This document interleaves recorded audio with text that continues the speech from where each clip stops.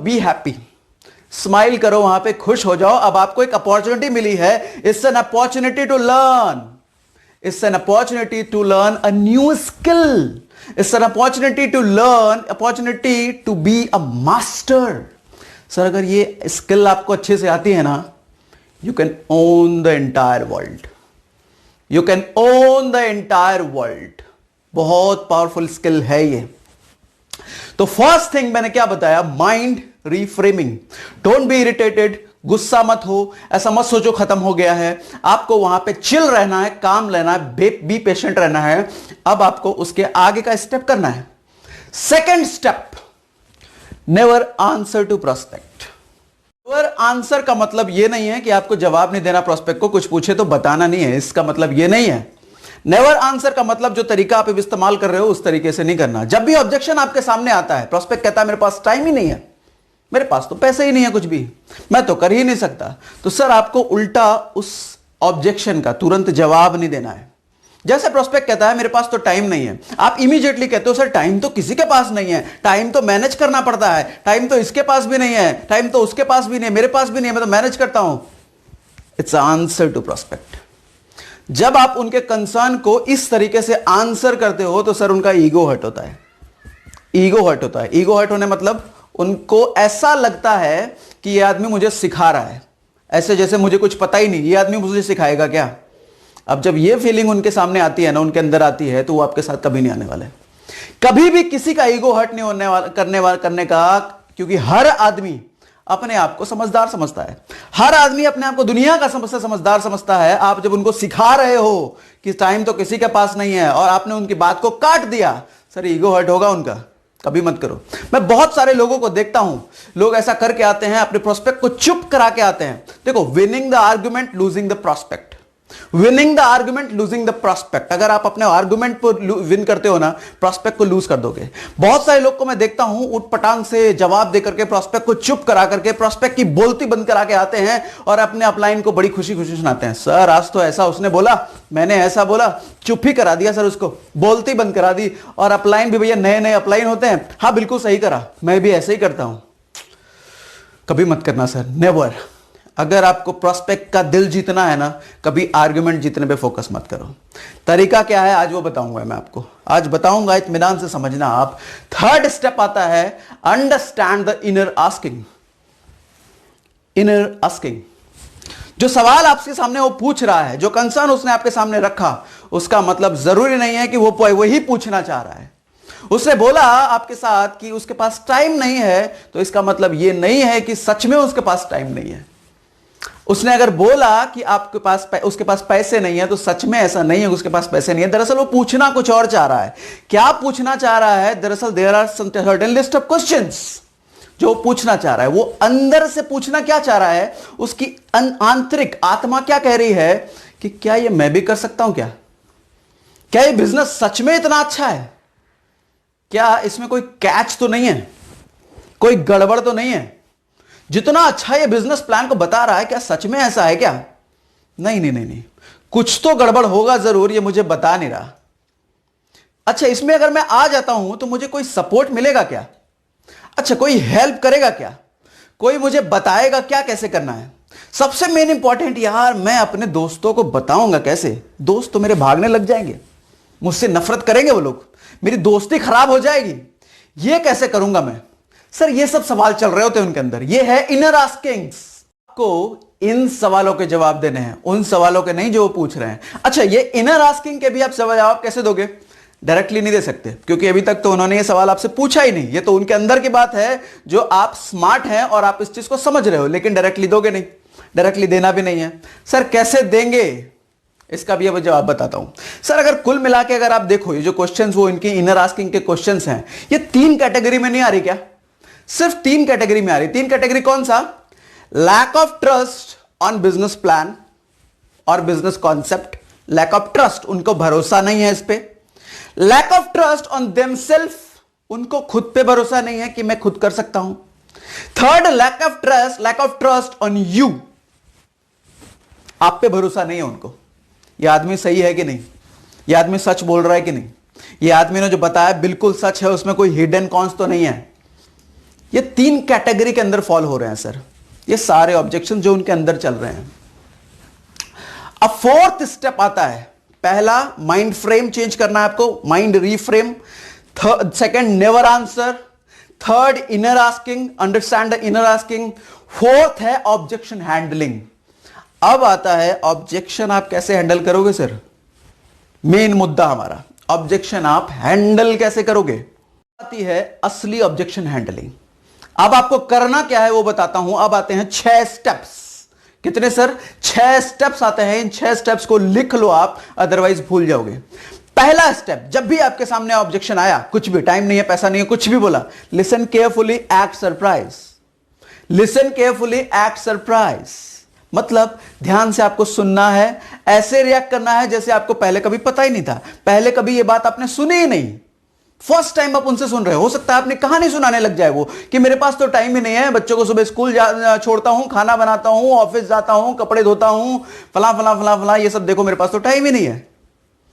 आपको बड़ा इंटरेस्ट लेके सुनना है सर।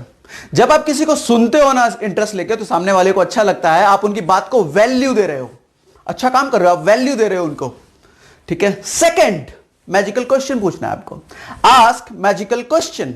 आस्क मैजिकल क्वेश्चन क्या है यहां पर? सर वैसे तो आपने बताया कि आपके पास टाइम नहीं है, एंड आई अग्री, आपने शेड्यूल भी बताया, बहुत बिजी शेड्यूल है आपका, लेकिन अगर आपके पास टाइम होता, अगर आपके पास टाइम होता, तो आउट ऑफ 10 आप कितना रेट करते अपने इंटरेस्ट को इस बिजनेस में आने के लिए? आउट ऑफ 10 आप अपने इंटरेस्ट को कितना रेट करते इस बिजनेस में आने के लिए? मतलब अगर आप 10 रेट करते हो, मतलब इसका मतलब आप बिल्कुल भी इंटरेस्टेड नहीं हो इस बिजनेस में आने के लिए। अगर 1 रेट करते हो, मतलब बहुत ज्यादा इंटरेस्टेड हो आप इस बिजनेस में आने के लिए। सो आउट ऑफ 10 आपका इंटरेस्ट लेवल क्या है अगर आपके पास टाइम होता तो? Sir most of the cases में ना यहां पे आपको 1 सुनने को मिलेगा। हां, अरे मैं तो बहुत इंटरेस्टेड हूं, अगर मेरे पास टाइम होता तो मैं तो बिल्कुल ज्वाइन करता। अब वहां पर सर अगेन रिलेट करो आप। पहले तो आप उनको ऐसे बताओ कि सर अमेजिंग, सरप्राइज, अमेजिंग, आप इतना इंटरेस्टेड है, बस टाइम का ही कंसर्न है। अब आप वहां पर रिलेट करो कि आप जो सिचुएशन बता रहे हो सर, बैक कुछ टाइम, महीने, कुछ महीनों पहले, कुछ साल पहले, जितने भी टाइम हुए आपको इस इंडस्ट्री में, एग्जैक्टली मेरी सेम सिचुएशन थी। एग्जैक्टली मैं भी आप ही की तरह था, मेरी भी सेम प्रॉब्लम थी, मैं भी फंसा हुआ था ऐसी सिचुएशन में। Relate. Next step, story telling. यहां पे थोड़ा सा इंटेलिजेंस काम करेगा सर आपका स्टोरी टेलिंग में। स्टोरी टेलिंग के बाद आता है I2WY, if I would you, अगर मैं तो क्या आप। स्टोरी टेलिंग थोड़ा सा डिस्क्राइब करता हूं। स्टोरी टेलिंग आपको करना है, या तो खुद की स्टोरी बताओ, या किसी फ्रेंड की स्टोरी बताओ, या किसी अपलाइन की स्टोरी बताओ। स्टोरी किस पे बतानी है? जो उनका कंसर्न था उससे रिलेटेड स्टोरी। अगर सामने वाले का कंसर्न है मेरे पास टाइम नहीं है, तो सर आप उनको बताओ सर एग्जैक्टली जैसा आपने रिलेट करके बताया, कुछ समय पहले जिस शख्स ने मुझे बिजनेस प्लान दिखाया था, मेरे साथ भी सेम सिचुएशन थी, मैंने भी उनके सामने सेम कंसर्न रखा, तो उन्होंने मुझे ऐसी बातें बताई जिसको सुन के मैं शॉक हो गया सर, शॉक हो गया। क्या आप वो जानना चाहेंगे सर? पूछो, यहां पे आप पूछो, अपनी मर्जी से थोपने मत लग जाओ, कहानी सुनाने मत लग जाओ बिना पूछे। क्या पता उसको इंटरेस्ट नहीं सुनने में, क्या पता वो आगे आपकी बात का इंटरेस्ट ही नहीं ले रहा। पहले पूछ लो, क्या आप सुनना चाहोगे? अगर वो यस बोलते हैं तो सुनाओ उनको। क्या सुनाओ? सर जिस शख्स ने मुझे ये बिजनेस प्लान बताया था, उनके सामने सेम कंसर्न रखा था मैंने, तो उन्होंने बताया कि सागर, अब मैं अपनी बात कर रहा हूं, कि उन्होंने मुझे बताया कि सागर जरा 5 साल पहले पुरानी अपनी लाइफ की हिस्ट्री देखो, 5 साल में आपने क्या ग्रोथ किया है, कितना ग्रो हुआ है, आपकी लाइफ कितनी ग्रोथ हुई है, फाइनेंशियली कितना ग्रो हुए हो, हेल्थ वाइज कितना ग्रो हुए हो, वो 5 साल आप पिछला जरा देखो, और बेस्ड ऑन दैट 5 इयर्स, पिछला 5 साल के बेस पे आप अपना अगला 5 साल का प्रोग्रेस डिसाइड करो कि पिछले 5 साल में आपने क्या अचीव किया, उसी हिसाब से अगला 5 साल में आप क्या अचीव करने वाले हो। देन अगेन नेक्स्ट 5 इयर्स, मतलब अभी से 10 साल आप प्लान करो कि 10 साल में क्या अचीव करने वाले हो और क्या लूज करने वाले हो। सर ये अगर ढंग से आपने कर लिया ना, your prospect will be shock. यहां पे सोचने पे मजबूर करो, खुद ही जवाब मत दे ले जाओ, उनसे पूछ के बस चुप हो जाओ, पूछ के बस चुप हो जाओ। 5 साल पिछला क्या किया, उस 5 साल के बेस पे अगला 5 साल आपका क्या होने वाला है, सर वो जरा सोचो, आप उनसे पूछ नहीं रहे हो, उनसे सोचने के लिए कह रहे हो। सर डर जाएगा प्रोस्पेक्ट। तो सिमिलरली आपको बताना है, जब उन्होंने मुझसे एक क्वेश्चन किया तो मैं बिल्कुल डर गया। जब मैंने सोचा इस बात पे तो मैं डर गया। पिछले 5 साल के बेस पे अगला 5 साल मैं कुछ खास प्रोग्रेस नहीं करने वाला हूं, अगला 10 साल भी मैं कुछ खास प्रोग्रेस नहीं करने वाला हूं। इसका मतलब उन्होंने मुझे बताया कि सागर, जब तक आप अपने अंदर कुछ बदलाव नहीं लाओगे कुछ भी नहीं बदलने वाला। जब तक आप नहीं बदलोगे आपके साथ कुछ भी नहीं बदलेगा। जब तक आप कुछ डिसीजन नहीं लोगे आपके साथ कोई बड़ा बदलाव नहीं होने वाला है। सिमिलरली जब तक आप कोई स्टेप नहीं लोगे, अलग स्टेप नहीं लोगे, अलग रिजल्ट नहीं मिलेगा आपको। टाइम ना होना इस जेन्युइन कंसर्न बहुत सारे लोगों के साथ है। बट अगर मैं आपकी हेल्प करूं, मुझसे मेरे मेंटोर ने कहा, जिस शख्स ने मुझे प्लान बताया, उन्होंने मुझे कहा सागर अगर मैं आपको टाइम निकालने में आपकी हेल्प करूं तो क्या आप मेरी हेल्प लेना चाहोगे? फिर से सवाल पूछ दिया, फिर से सवाल। ठीक है, तो अब यह सवाल करते ही क्या आएगा सर आपके सामने? Of course yes. अगर आपको सामने यस आया सर, मतलब समझ लो आपकी डील अब पॉजिटिविटी की तरफ जा रही है, आपकी डील अब अच्छी होने लग जा रही है, क्लोजिंग की तरफ आप बढ़ रहे हो। यह हो गया। उसके बाद next step I2WI, if I would you, if I would you. क्या अगर मैं तो क्या आप, अगर मैं तो क्या आप। अगर मैं आपको 6 महीने का एक रोड मैप बना के दूं, 6 महीने का एक रोड मैप बना के दूं कि किस तरीके से आगे प्रोसीड करना है, किस तरीके से टाइम निकालना है, किस तरीके से बिजनेस में पैसा कमाना है, तो क्या आप समझना चाहेंगे? क्या आएगा sir? Of course yes, of course yes. अब अगर ये आप अच्छे से कर ले रहे हो तो नेक्स्ट स्टेप आता है जो मैंने वीडियो बनाया था, 5 मैजिकल क्वेश्चंस, 5 जादुई सवाल क्लोजिंग के, सेल क्लोजिंग के। वो वीडियो नहीं देखा तो डिस्क्रिप्शन में लिंक है उसका, आई बटन पे क्लिक करो, उस वीडियो पे पहुंच जाओगे आप। एग्जैक्टली वो फंडा अप्लाई करो सर, ऑब्जेक्शन हैंडलिंग। जबरदस्त तरीके से आप काम करोगे, आउटस्टैंडिंग रिजल्ट आपको मिलेगा। लेकिन इसको प्रैक्टिस करने की जरूरत है। ऐसा नहीं है एक बार बोला मैंने, एक बार आप कर लोगे और हो जाएगा। It needs lot of practice, it needs lot of notes. अगर आपने नोट्स नहीं बनाया वीडियो देखते वक्त, दोबारा देखो और नोट्स बनाओ और इसको इंप्लीमेंट करो धीरे धीरे। You will master the objection handling. तो थैंक्स फॉर वॉचिंग।